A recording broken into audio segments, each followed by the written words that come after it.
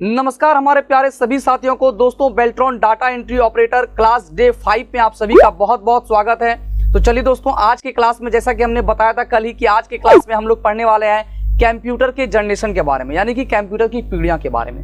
तो चलिए दोस्तों हम लोग आगे बढ़ते हैं। उससे पहले दोस्तों मैं आप सभी को कहना चाहूंगा कि अगर आप अभी तक जो है नोट्स को परचेस नहीं किए हैं और नोट्स परचेस करना चाहते हैं तो अभी के अभी आप www.helpinggaurav.com के वेबसाइट पर जाकर आप परचेस कर सकते हैं। तो चलिए दोस्तों बिना समय बर्बाद किए हम लोग पेज नंबर 15 पे पहुंचते हैं, क्योंकि दोस्तों कल हम लोग पेज नंबर 15 के कुछ हिस्से को हम लोग कवर किया था और जहां से जो है कंप्यूटर की पीढ़ियां शुरू हुई थी, यानी कि कंप्यूटर को तकनीकी टेक्नोलॉजी के आधार पर 5 पीढ़ियों में बांटा गया था। यहां से हम लोग को आज की पढ़ाई करनी है। तो चलिए दोस्तों हम लोग आगे बढ़ते हैं। उससे पहले दोस्तों मैं आप सभी से एक छोटा सा रिक्वेस्ट करना चाहूंगा कि अगर आप अभी तक हेल्पिंग गौरव यूट्यूब चैनल को सब्सक्राइब नहीं किए हैं तो जल्द से जल्द लाल कलर के सब्सक्राइब बटन को दबाकर हमारे चैनल को सब्सक्राइब कर ले और साथ ही साथ बगल के बेल आइकन को दबाकर ऑल पर क्लिक करना बिल्कुल ना भूले, क्योंकि दोस्तों जैसे ही मैं यहाँ पे क्लास अपलोड करूंगा, अगर आप लोग बेल आइकन को दबाकर ऑल पर क्लिक किए होंगे तो आप सभी को नोटिफिकेशन यानी कि सूचना चली जाएगी और आपका कोई भी क्लास जो है मिस नहीं होगा। और दोस्तों अगर आप अभी तक डे 1, डे 2, डे 3 और डे 4 का क्लास नहीं किए हैं तो प्लेलिस्ट में जाकर आप लोग देख सकते हैं। सारा क्लास आप सभी के लिए काफी इंपॉर्टेंट होने जा रहा है। तो चलिए दोस्तों बिना समय बर्बाद किए हम लोग अब बात कर लेते हैं फर्स्ट जनरेशन यानी कि प्रथम पीढ़ी की। दोस्तों इसमें पहला ऑब्जेक्टिव बनता है कि प्रथम पीढ़ी के कंप्यूटर किस ईस्वी के हैं, किस ईस्वी से किस ईस्वी तक के हैं। तो 1940 से 1956 ईस्वी, याद रखिएगा प्रथम पीढ़ी के जो कंप्यूटर है 1940 से 1956 के बीच के हैं। दोस्तों यहाँ पे कंफ्यूजन जो मैं बताया हूँ वो ज्यादातर ईस्वी को लेकर के ही है। आप जितने अलग अलग बुक में देखेंगे आपको अलग अलग ईस्वी देखने को मिलेगा। आप गूगल पे सर्च करेंगे तो अलग अलग वेबसाइट पर ईस्वी के बारे में अलग अलग चीजें आपको दिखेगी, लेकिन दोस्तों फिर भी मैं आप सभी को काफी जो है हद तक जो है मैं नॉर्मल इसे करने का प्रयास किया हूँ ताकि आपको कोई भी कंफ्यूजन ना हो। और यहाँ पे दोस्तों आपको पहला और दूसरा और तीसरा ये 3 पीढ़ी जो है इसमें आपको कोई भी कंफ्यूजन नहीं होने जा रहा है। चौथी और 5वीं पीढ़ी को थोड़ा समझना होगा अच्छे से, क्योंकि चौथी और 5वीं पीढ़ी में बहुत ज्यादा डिफरेंस आपको देखने को मिल सकता है। तो देख सकते हैं दोस्तों पहला जनरेशन का जो कंप्यूटर था वो 1940 से लेकर 1956 ईस्वी तक का था। कंप्यूटर की पहली पीढ़ी में सीपीयू के लिए मेमोरी और किसका उपयोग किया गया था, सर्किट के लिए बेसिक कंपोनेंट के रूप में वैक्यूम ट्यूब का उपयोग किया जाता था। यहाँ पे आप देख सकते हैं किसका किसका उपयोग किया जाता था, तो वैक्यूम ट्यूब का उपयोग किया जाता था। अब आपसे पूछा जाएगा कि पहली पीढ़ी के कंप्यूटर में किसका उपयोग किया जाता था, तो वैक्यूम ट्यूब का उपयोग किया जाता था। वैक्यूम ट्यूब का आविष्कार 1904 ईस्वी में। आपसे प्रश्न पूछा जाएगा कि वैक्यूम ट्यूब का आविष्कार कितने ईस्वी में किया गया, तो 1904 ईस्वी में किया गया। किनके द्वारा किया गया, तो सर जॉन एम्ब्रोस फ्लेमिंग के द्वारा किया गया था। यहाँ पे ईस्वी और आपको नाम याद रखना है। वैक्यूम ट्यूब का आविष्कार 1904 ईस्वी में सर जॉन एम्ब्रोस फ्लेमिंग के द्वारा किया गया था। यह इनपुट छिद्रित कार्ड और पेपर टेप पर आधारित था। किस पर आधारित था, तो इनपुट छिद्रित कार्ड और पेपर टेप पर आधारित था और आउटपुट यानी कि प्रिंट आउट पर प्रदर्शित डिस्प्ले किया जाता था। इसमें निर्देश मशीनी भाषा में लिखे गए थे। अब यहाँ पे एक और ऑब्जेक्टिव प्रश्न बनता है कि प्रथम पीढ़ी के कंप्यूटर में किस भाषा का उपयोग किया गया था, तो किस भाषा का उपयोग किया गया था, मशीनी भाषा का उपयोग किया गया था। प्रथम पीढ़ी के कंप्यूटर में किस भाषा का उपयोग किया गया था, मशीनी भाषा का उपयोग किया गया था और इसमें कोडिंग के लिए 0 और 1 का उपयोग किया जाता था। अब आपसे प्रश्न पूछा जाएगा कि पहले पीढ़ी के कंप्यूटर में कोडिंग के लिए कौन से 2 अंक का इस्तेमाल किया गया था, 0 और 1, 1 और 2, 4 और 6, 9 और 10। तो आपको याद रखना है 0 और 1 का इस्तेमाल किया गया था। इन कंप्यूटर्स का आकार बहुत बड़ा होता था। क्या होता था, प्रथम पीढ़ी के कंप्यूटर का आकार बहुत बड़ा होता था और ये बहुत महंगे होते थे। क्या होते थे, बहुत महंगे होते थे। ये कंप्यूटर बहुत अधिक गर्मी उत्पन्न करती थी। प्रथम पीढ़ी के कंप्यूटर के ये नुकसान है। प्रथम पीढ़ी जो कंप्यूटर के पीढ़ी है इसको लेकर दोस्तों इस नोट्स पे आगे भी आपको देखने को मिलेगा। काफी डिजाइन करके मैं इसमें डाला हूं ताकि और कोई कंफ्यूजन ना रह जाए। तो दोस्तों यहाँ पे देख सकते हैं पहली पीढ़ी के कंप्यूटर के कुछ नुकसान है जो काफी गर्मी उत्पन्न करते थे और इसके साथ साथ बहुत आकार में ये बड़ा हुआ करता था। उसके बाद दोस्तों हम लोग आगे बढ़ेंगे तो देख सकते हैं पहली पीढ़ी के जो कंप्यूटर थे इसके लिए आप देख सकते हैं किसका उपयोग किया गया था, तो एयर कंडीशनिंग का जो है इसकी आवश्यकता पड़ती थी। पहला कंप्यूटर जो था उसको यूज करने के लिए, चलाने के लिए एयर कंडीशन का जो आवश्यकता होता था। ये ज्यादा बिजली उपभोग करती थी, यानी कि पहली पीढ़ी का जो कंप्यूटर था वो बहुत ही अधिक ज्यादा में जो है बिजली की खपत करता था।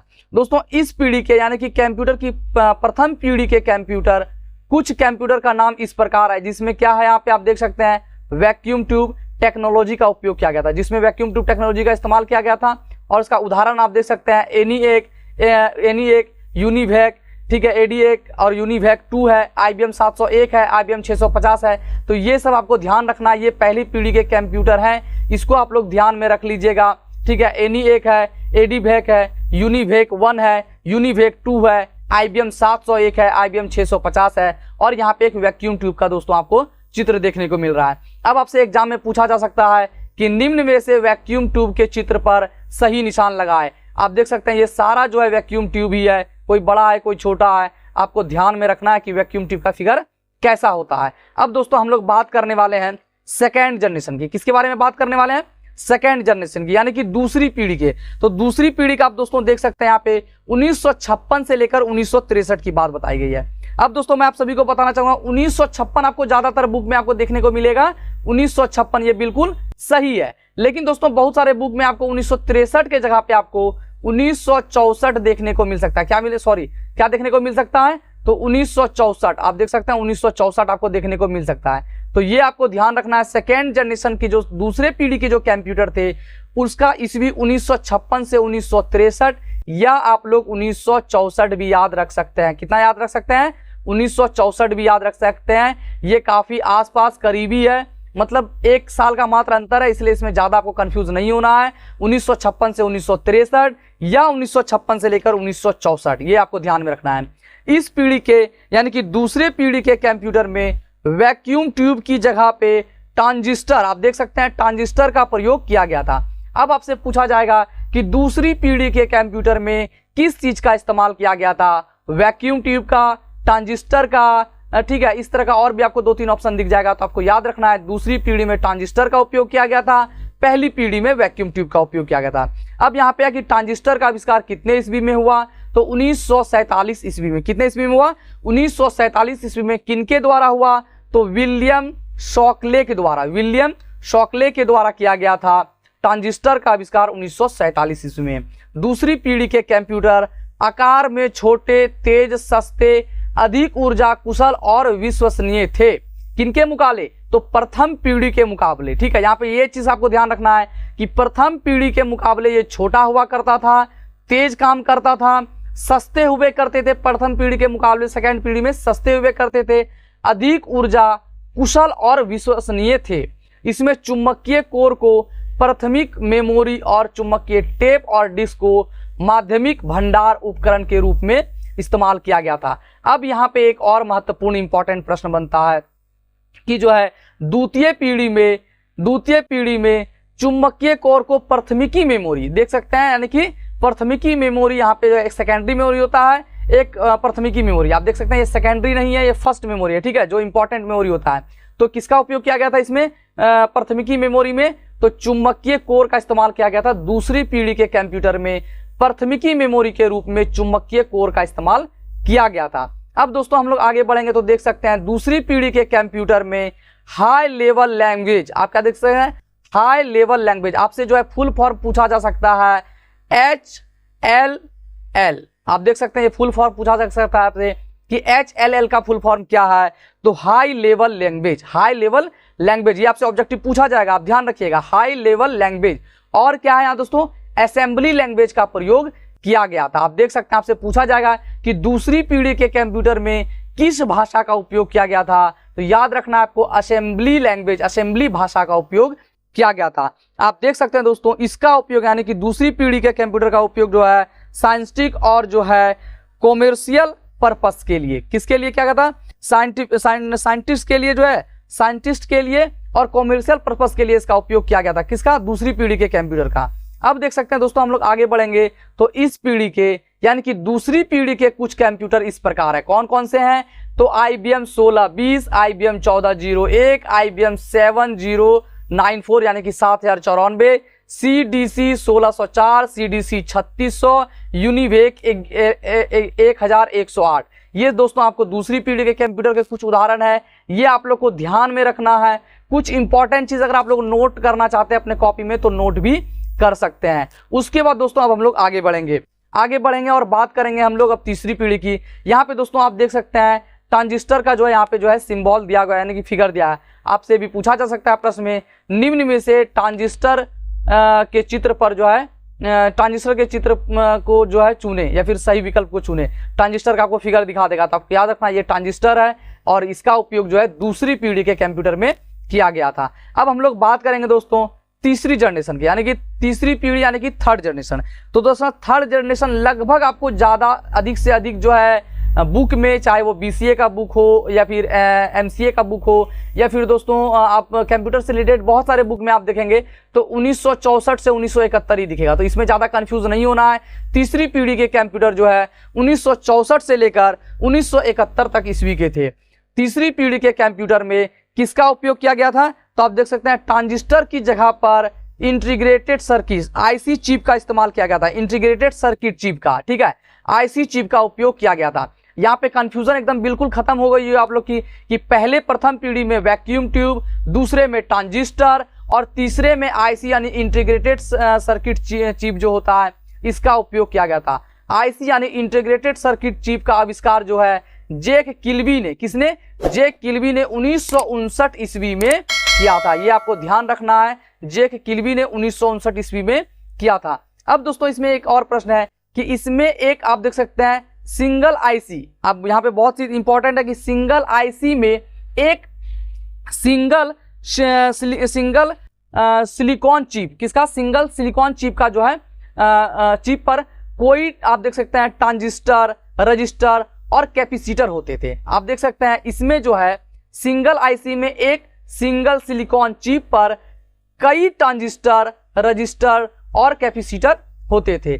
IC चिप के उपयोग ने, आप देख सकते हैं IC चिप के उपयोग ने कंप्यूटर की गति और कार्य क्षमता को कई गुना बढ़ा दिया था। आप देख सकते हैं ये IC चिप के उपयोग से क्या हुआ था?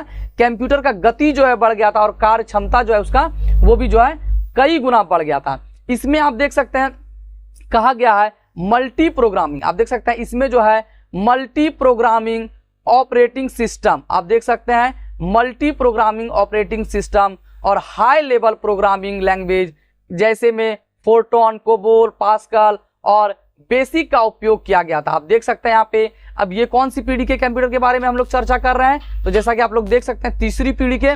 अब तीसरी पीढ़ी के कंप्यूटर में क्या क्या हुआ आप देख सकते हैं। तो कौन से भाषा का उपयोग किया गया? फोर्ट्रॉन भाषा का उपयोग भी किया गया है, कोबोल का भी, पास्कल का भी और बेसिक का, ये 4 लैंग्वेज का उपयोग किया गया था। हाई लेवल प्रोग्रामिंग लैंग्वेज ये सारे हैं। अब क्या कौन से लैंग्वेज है? ये हाई लेवल प्रोग्रामिंग लैंग्वेज है। और यहाँ पे दोस्तों आप देख सकते हैं मल्टी प्रोग्रामिंग ऑपरेटिंग सिस्टम जो है इसमें उपयोग किया गया था और इसका ये है।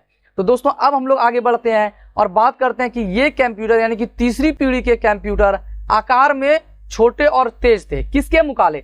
पहले और दूसरे पीढ़ी के मुकाबले जो है ये आकार में छोटे और तेज होते थे। ये बिजली की खपत कम करते थे। ये क्या करता था? बिजली की खपत जो है वो काफी कम करते थे और गर्मी भी कम उत्पन्न करते थे। और ये क्या करते थे? गर्मी भी कम उत्पन्न करते थे। ये कंप्यूटर चलाने में आसान होते थे। क्या होते थे? कंप्यूटर चलाने में आसान होते थे। इसका उपयोग जो है किसमें होता था? तो आप देख सकते हैं जैसा कि आप दूसरे में भी देखे थे कि साइंटिस्ट लोग इसका उपयोग करते थे, कॉमर्शियल के लिए उपयोग किया जाता था और इंटरएक्टिव ऑनलाइन एप्लीकेशन के लिए जो किया जाता था। उसके बाद दोस्तों अब हम लोग आगे बढ़ेंगे। तो जैसा कि आप लोग देख सकते हैं कि तीसरे पीढ़ी के कंप्यूटर के कुछ कंप्यूटर का नाम दे सकते हैं। IBM 360 यानी कि 360 सीरीज के लगभग दोस्तों कंप्यूटर जो है वो तीसरी पीढ़ी में ही बने थे। हनीवेल 6000 सीरीज यहाँ पे देख सकते हैं। PDP का फुल फॉर्म दिया है, देख सकते हैं पर्सनल डाटा प्रोसेसर, ठीक है। तो ये आपको याद रखना है, पर्सनल डाटा प्रोसेसर PDP का फुल फॉर्म है। IBM का भी फुल फॉर्म बताए थे हम लोग आपको, इंटरनेशनल बिजनेस मशीन, ठीक है। IBM 370, 168, TDP 316, ये सारा जो कंप्यूटर बनकर तैयार हुआ है वो तीसरी पीढ़ी के कंप्यूटर में यानी कि 1964 से लेकर 1971 ईस्वी में बनकर ये लोग तैयार हुआ। आप देख सकते हैं IC चिप का यहाँ पे आपको सिंबल देखने को मिल रहा है। ये IC चिप है यानी इंटीग्रेटेड सर्किट चिप है। आप देख सकते हैं, इसको ध्यान आप लोग रखिएगा। अब दोस्तों हम लोग बात करते हैं फोर्थ जनरेशन की, और फोर्थ जनरेशन में वाकई में दोस्तों आपको बहुत ज्यादा कंफ्यूजन देखने को मिलेगा। आप देख सकते हैं यहाँ पे 1972 से लेकर 2010 के बारे में चर्चा की गई है। दोस्तों यहाँ पे ये बिल्कुल भी गलत नहीं है, ये बीसीए के बुक में डाला गया और बीसीए के बुक के हिसाब से मैं आपको यहाँ पे दिखाया हूँ। लेकिन दोस्तों आपको बताना चाहूंगा कि बहुत जगह, जैसे आप देख सकते हैं कि तीसरी पीढ़ी का जो कंप्यूटर था वो 1971 में समाप्त हुआ, ठीक है। तो 1971 में समाप्त हुआ, जिसके वजह से दोस्तों आप बहुत सारे बुक में बहुत जगह आप देखेंगे यहाँ का ईस्वी जो होगा चौथी पीढ़ी का वो 1971 से शुरू होकर 1971 से होकर 1985। अब दोस्तों आप बोलिएगा कि सर आप ही कंफ्यूज कर रहे हैं, तो दोस्तों मैं आप सभी को बताना चाहूंगा यहाँ पे जो चीज बुक में दी गई है वही मैं आपको यहाँ पे दिखाने चाह रहा हूँ, वही मैं आप सभी को बता रहा हूँ। 1972 से 1910 यहाँ पे चौथे और पांचवी पीढ़ी में बहुत ज्यादा कंफ्यूजन है, और दोस्तों मैं एक बुक को आधार मानकर ही यहाँ पे मैं मेंशन किया हूँ। लेकिन आप लोग याद रखिएगा कि आपको कहीं कंफ्यूजन ना हो, इसके वजह से आपको अगर एग्जाम में 1971, आप ध्यान रखिएगा 1971 से अगर 1985 की चर्चा हुई, 1971 से लेकर 1985 की अगर आपके एग्जाम में चर्चा होती है तो आपको बिना बेहिचक कुछ संकोच किए चौथी पीढ़ी के कंप्यूटर में आपको टिक करना है। 2010 तक आपको नहीं जाना है। इतना तो आप समझ लीजिए 1971 1972 में इसकी जनरेशन की शुरुआत हो गई थी, यानी कि चौथी पीढ़ी की शुरुआत हो गई थी। अब बात है खत्म की, तो इसमें कंफ्यूजन था। 2010 है, मैं आपको 1985 बता रहा हूं, काफी साल का अंतर है, लेकिन आपको ध्यान रखना है कि 1985 वाला चीज ही आपको ध्यान रखना है। अब दोस्तों हम लोग बात करते हैं इसमें जो है क्या क्या किया गया, ठीक है। तो चौथी पीढ़ी के कंप्यूटर में इसमें जो है लार्ज स्केल इंटीग्रेशन, ठीक है। LSI का फुल फॉर्म क्या है? LSI का फुल फॉर्म आपसे पूछा जाएगा था, वो क्या बोलना है? लार्ज स्केल इंटीग्रेशन का जो है इस्तेमाल किया गया था, और LSI का ये फुल फॉर्म है। उसके अलावा दोस्तों इसमें जो है और VLSI यानी कि वेरी लार्ज स्केल इंटीग्रेशन का तकनीकी का भी इस्तेमाल किया गया था। आप यहाँ पे दो फुल फॉर्म है, एक LSI है, एक VLSI है। दोस्तों चौथी पीढ़ी में जो उपयोग किया गया है वो LSI का और VLSI का किया है। वहीं पांचवी पीढ़ी में दोस्तों आगे में U लग जाएगा, U का मतलब हो जाएगा अल्ट्रा, आप समझ लीजिए। यहाँ पे लार्ज, पहले LSI यानी कि लार्ज स्केल इंटीग्रेशन है, उसके बाद यहाँ पे VLSI है यानी कि वेरी लार्ज इंटीग्रेशन है, और जब आप पांचवी पीढ़ी में जाइएगा तो आगे में आपको U दिख जाएगा यानी कि ULSI, ठीक है, अल्ट्रा लार्ज। U दिख जाएगा आपको, V की जगह पे U दिख जाएगा, तो अल्ट्रा लार्ज स्केल इंटीग्रेशन का आपको पांचवी पीढ़ी में देखने को मिलेगा। तो यहाँ पे दोस्तों आप लोग समझ गए होंगे कि किसका इस्तेमाल किया गया है, तो LSI और VLSI का इस्तेमाल किया गया है चौथी पीढ़ी के कंप्यूटर में। इसमें LSI तकनीकी का उपयोग करके हजारों ट्रांजिस्टर को, कितना, हजारों ट्रांजिस्टर को एक छोटे सिलिकॉन चिप पर लगाए गए थे। इस आविष्कार से पूरी सेंट्रल प्रोसेसिंग यूनिट, ये किसका फुल फॉर्म है? तो CPU का, याद रखिएगा इसका किसका फुल फॉर्म है? CPU का। सेंट्रल, C से सेंट्रल, P से प्रोसेसिंग, U से यूनिट। सेंट्रल प्रोसेसिंग यूनिट एक छोटी सी चिप में आ गई। पहले जो सेंट्रल प्रोसेसिंग यूनिट था वो बड़ा हुआ करता था, लेकिन जब से जो है ट्रांजिस्टर का उपयोग हुआ और उसके बाद अब चौथी पीढ़ी के जनरेशन की शुरुआत हुई, तो ये सारा चीज एक जो है CPU में जो है एक छोटी सी चिप में आ गई, जिसे माइक्रो प्रोसेसर कहा जाता है। जिसे क्या कहा जाता है? Micro processor. आपसे पूछा जाएगा कि CPU को क्या कहा जाता है, तो माइक्रो प्रोसेसर भी कहा जाता है। अब दोस्तों हम लोग बात करते हैं इसके उपयोग वाले कंप्यूटर्स को, इसके उपयोग वाले कंप्यूटर्स को माइक्रो कंप्यूटर कहा जाता है। अब आपसे पूछा जाएगा माइक्रो प्रोसेसर, आप देख सकते हैं माइक्रो प्रोसेसर से बने कंप्यूटर को क्या कहते हैं, तो माइक्रो कंप्यूटर कहते हैं। MS-DOS और MS विंडो जैसे ऑपरेटिंग सिस्टम इस समय के दौरान विकसित किए गए थे। यहाँ पे दोस्तों MS-DOS का फुल फॉर्म, आपसे DOS का फुल फॉर्म भी खाली पूछा जा सकता है, तो DOS का फुल फॉर्म होगा डिस्क ऑपरेटिंग सिस्टम। क्या होता है DOS का full form? Disk operating system. और अगर MS लगा रहेगा तो क्या होगा? Microsoft disk operating system. Microsoft disk operating system, ये दोस्तों यहाँ पे मैं फुल फॉर्म बता दिया हूं। उसके बाद दोस्तों हम लोग आगे बढ़े तो आप देख सकते हैं कि इसने जो है GUI, आप देख सकते हैं यहाँ पे GUI और यहाँ पे एक फुल फॉर्म है, ये आपको ध्यान रखना है, ग्राफिकल यूजर इंटरफेस का भी समर्थन किया। किसने किया? चौथी पीढ़ी। आप देख सकते हैं ये जो है ग्राफिक यूजर इंटरफेस का भी समर्थन किया। इसमें program high level programming language में लिखे जाते थे, यानी कि चौथी पीढ़ी के जैसे कंप्यूटर आए तो इसमें भी जो है हाई लेवल प्रोग्रामिंग लैंग्वेज लिखे जाते थे। एग्जाम्पल में देख सकते हैं C++। ये आपसे पूछा जाएगा कि एग्जाम में कि C या फिर C++ लैंग्वेज का इस्तेमाल किस जनरेशन के कंप्यूटर में किया गया था, तो याद रखना आपको चौथी पीढ़ी के कंप्यूटर में किया गया था, ये आपको ध्यान में रखना है। उसके बाद दोस्तों देख सकते हैं इस पीढ़ी के यानी कि चौथी पीढ़ी के कंप्यूटर का नाम क्या है, IBM 4341, DEC 10, स्टार 1000, PUP 11, ये आपको ध्यान रखना है, आपको नोट कर लेना है। अब हम लोग दोस्तों बात करने वाले हैं फिफ्थ जनरेशन की बात करने वाले हैं। तो फिफ्थ जनरेशन दोस्तों जैसा कि आपने देखा होगा कि मैंने जो है फोर्थ जनरेशन 1985 बताया है, तो फिफ्थ जनरेशन यहाँ पे आप 1985 से लेकर अब तक यानी कि वर्तमान तक जो है ये 5वां पीढ़ी ही चल रहा है, इस चीज को आपको ध्यान रखना है। यह जनरेशन कंप्यूटर का प्रेजेंट जनरेशन कहलाता है, यानी कि वर्तमान जनरेशन जो है इसको हम लोग कहते हैं प्रेजेंट जनरेशन। इस जनरेशन के कंप्यूटर ULSI मैंने आपको ऊपर में ही बताया। अब ULSI का फुल फॉर्म क्या होगा, LSI का मैंने आपको बताया था लार्ज स्केल इंटीग्रेशन, तो यहाँ पे U लग गया तो अल्ट्रा हो जाएगा, सिर्फ और कुछ नहीं होगा। क्या हो जाएगा यहाँ पे, अल्ट्रा हो जाएगा। Ultra large scale integration technology पर आधारित था। कौन सा जनरेशन का कंप्यूटर, तो 5वें पीढ़ी का कंप्यूटर है। इसमें जो है आर्टिफिशियल इंटेलिजेंस AI को डेवलप किया जा रहा है। इसमें क्या क्या आता है, आप जैसे देखते होंगे AI का उपयोग करके लोग मतलब कि वीडियो बनाते हैं। आप तो न्यूज चैनल पे भी आप देखते होंगे आर्टिफिशियल इंटेलिजेंस का उपयोग किया जाता है और न्यूज चलाया जाता है। आप देख सकते हैं जिसमें खुद से सोचने समझने की शक्ति होगी, जिसमें खुद से सोचने की भी शक्ति होगी और समझने की भी शक्ति होगी।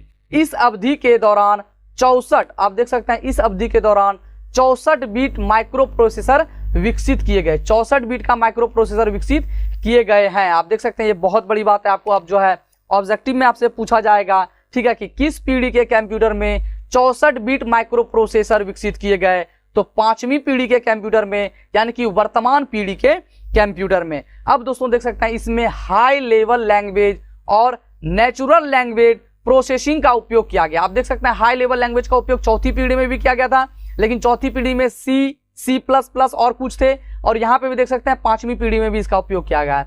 इसका उपयोग आप देख सकते हैं किसमें किया जाता है, तो आप देख सकते हैं कॉमर्शियल इंटरेक्टिव ऑनलाइन मल्टीमीडिया और नेटवर्क अनुप्रयोग के लिए किया जा सकता है। आप देख सकते हैं किनका उपयोग किस लिए किया जाता है। इस पीढ़ी के यानी कि 5वीं पीढ़ी के कुछ कंप्यूटर के उदाहरण इस प्रकार हैं, डेस्कटॉप, लैपटॉप, नोटबुक, ये सारा दोस्तों अल्ट्राबुक, ये सारा जो है 5वीं पीढ़ी का कंप्यूटर है। दोस्तों आज का क्लास जो है काफी लंबा हो गया है, क्योंकि मेरे भी दिमाग में था कि क्लास कुछ दिन से शॉर्ट हो रही है, और आज पूरा जो पीढ़ी जो जनरेशन थी कंप्यूटर की जनरेशन वो खत्म करना जरूरी था, क्योंकि ये थोड़ा कंफ्यूजन वाला चीज था, और अगर तोड़ कर मैं अगर क्लास करवाता इसमें तो और कंफ्यूजन हो जाती। तो दोस्तों उम्मीद करेंगे कंप्यूटर जनरेशन के बारे में आप लोग सही से समझ गए होंगे, और आज हम लोग पेज नंबर 19 पर पहुंच गए हैं। दोस्तों उम्मीद करेंगे कि आज का क्लास आपको काफी पसंद आया होगा।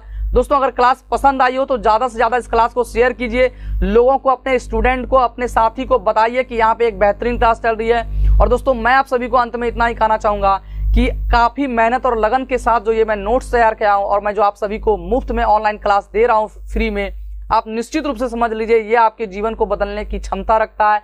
अगर आप लोग एक एक चीज, जैसा कि मैंने आज के जो है 20-22 मिनट के वीडियो में जो भी इंपॉर्टेंट क्वेश्चन, जो भी इंपॉर्टेंट आपको शॉर्टकट बताए हूं, अगर आप नोट कर रहे होंगे, लिख रहे होंगे, पढ़ रहे होंगे, तो निश्चित रूप से आप सफल भी होंगे। तो दोस्तों आज के लिए इतना ही, मिलते हैं फिर से आपसे अगली वीडियो में, तब तक के लिए बाय एंड टेक केयर। जय हिंद, वंदे मातरम।